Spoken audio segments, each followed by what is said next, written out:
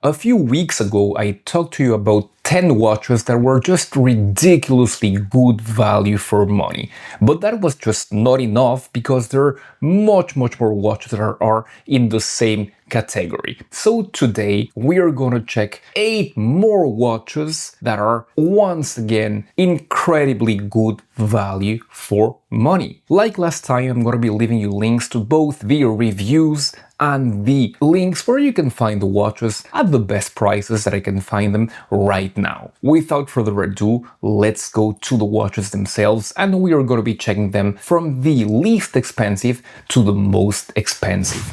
The first watch in the selection is probably the most iconic of them, and I have it right here with me. It is the Casio A168. You must have heard me talk about this one before, and if not me, maybe some other YouTubers. This is just a legend of watchmaking, if not as highly regarded as the F91W, at least as iconic, and dare I say a little bit more fashionable because of that stainless steel finish that you have in here. Mind you that only the bracelet is made out of stainless steel. The case itself is steel plastic, just made to look like stainless steel, but quite convincingly so. You get pretty much the same functions as the basic F91, but just with a greatly improved electroluminescence that looks wonderful and that is totally worth it according to me. The downside compared to the F91 is that you're gaining a bit over 1 millimeter because of the change in the module, and you're getting a watch that is 9.3 millimeters in height. If that is too thick for you, I would be suggesting you to look at the A158. That is arguably the more legendary watch, and that is actually just an F91 with the same steel looking finish, but it shares the same really poor luminescence of the F91. So it is a matter of choosing what you prefer, having a slightly chunkier watch with great luminescence or a slimmer watch with so-so luminescence, and that is being generous. In any case, none of these is going to cost you more than a trip to your local McDonald's or just above that. The A158 coming in at only $21, and these beautiful A168 coming in at only just below $22. Really a steal for such a legendary watch. Second watch in the selection, it is the second and last Casio. It is of course the Casio Royale. This one is just so good, such a high upgrade compared to a basic F91 that is now pretty much almost the same price. This one comes in at $21, almost $22, when a basic F91 has creeped up to around $16 or $17. So the difference is not huge when the functionality is really a big gap. You're getting a world timer here with a little screen even showing your present time zone. You're getting 5 alarms, great luminescence, a countdown timer, and a chronograph, of course. Really an extremely nice watch. $22 is for the basic resin version. If you want to go with the stainless steel upgrade, you're gonna have to pay just a little bit more, like around $25 to $28, which is still extremely good for such a great watch. That is, I believe, a modern classic, if not in the best 3 cheap Casios that are made today. For the next watch in this selection,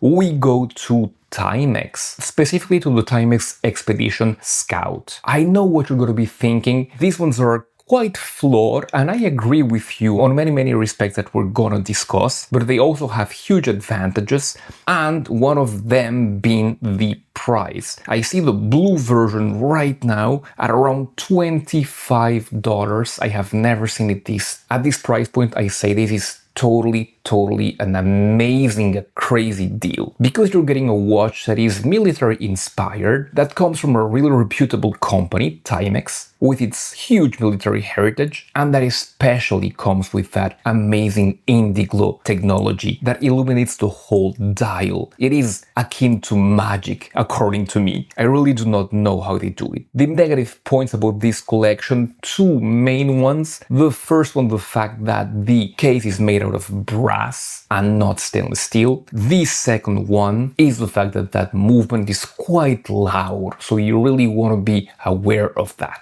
But still, at $25, what else can you wish for? The next watch of this selection, a watch from a very small company that inspired the big names in the industry. It is the Addiesdive with the Dune dial that I have right here with me. This one might be kind of a homage. You could say that they went for the vintage Oyster Perpetual look. However, with that sand dune dial, this very small company at the time did something amazing. If indeed they were the first ones to do it, and I really believe they were, they inspired much bigger names in China like Saint Martin, who copied them right away after a few months, and even the Swiss with big names like Christopher Ward copying them on these dials. That is pretty impressive for such a small Chinese company. But in any case, I believe that with this little watch they cemented their reputation and they have been going from strength to strength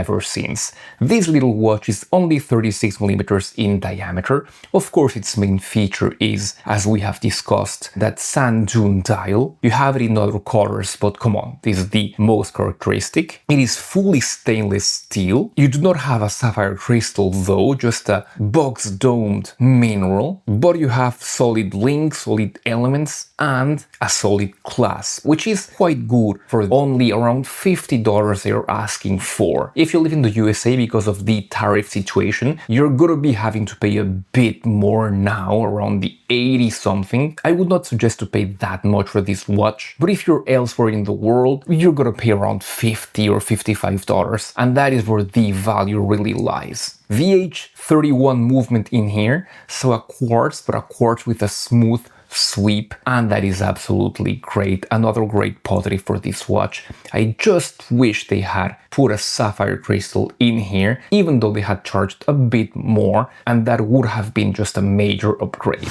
Next watch in this selection, another Addiesdive that is, I believe, even better value than the one we saw before. This one is your classical Flieger A-type, 39mm in diameter, but this time with an automatic NH35 in here. I know that we have seen this movement pretty much everywhere, but pretty much never at this price point. We are talking here $62 for a watch fully made of stainless steel with a sapphire crystal, quite decent lume, especially on the hands, and great dimensions of 39mm by 12mm. And not only that, but a claimed 200 meters of water resistance, which makes it, with a screwed-on crown, which makes it just crazy, if that number is true. And for just $62, I think you would agree that this really looks like insane value for money. The next watch, one that I have right here with me, the Saint Martin SN0118. And the good thing with this one is that it is an original model with all the quality that is known from Saint Martin. And this comes from the very flashy line of watches with all these lime colors. But the good thing here is that this one is much more restrained, only in black and golden tones, which makes it, according to me, one of the most beautiful Saint Martins made yet, especially with an original model. You're looking at all the bells and whistles. You've got a curved sapphire crystal, screwed-on case, 200 meters of water resistance, ceramic bezel insert, all the great finish that is known to Saint Martin, and all the great quality as well in those beautiful hands and markers. That texture dial also is really well done. Some would complain that it comes with only an NH35, but for the quality, you're looking at a watch that is about 166 euros. If you're in the EU, the value is just wonderful because you can get it at SKB Watches using the code HR15 for around 166 euros, which is just insane for a Saint Martin at this quality level. And the final watch of this selection, I wanted to give you something way more refined, and I wanted to give you a JDM model.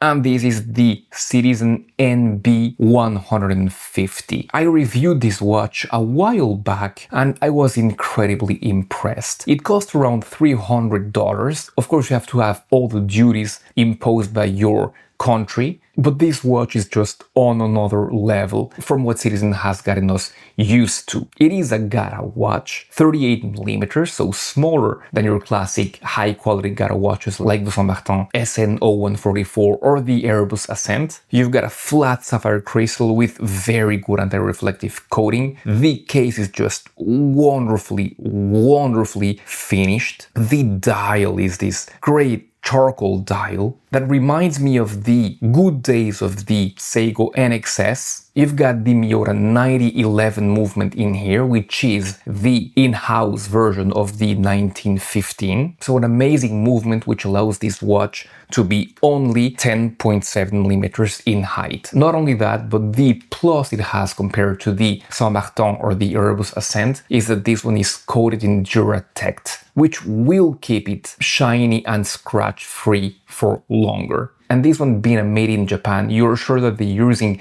a higher degree of Duratect, one that actually protects from scratches. The only thing keeping this one a little bit below its competition is, of course, the fact that it is a JDM, so not available for everybody without a fee, and that pretty disappointing clasp with all elements that are solid, but only 2 levels of micro adjustment and absolutely no on-the-fly adjustment. Put one of those and this one, given the name that is in here, would be giving the kings of the Gara watches, Saint Martin SN0144 and the Airbus watch, really a huge fight, if not surpassing them, at least on specs. That's been it for the review. I really hope you enjoyed it. If you did, please don't forget to subscribe to the channel. If you're subscribed, like the video, it does really help a lot. Thank you very much if you do. I'm gonna leave you here with some huge, incredible news from Casio, Citizen, and Seiko. And I'm gonna leave you here with some other watches that I recommend that you take a look at. I'll be seeing you really soon in these videos.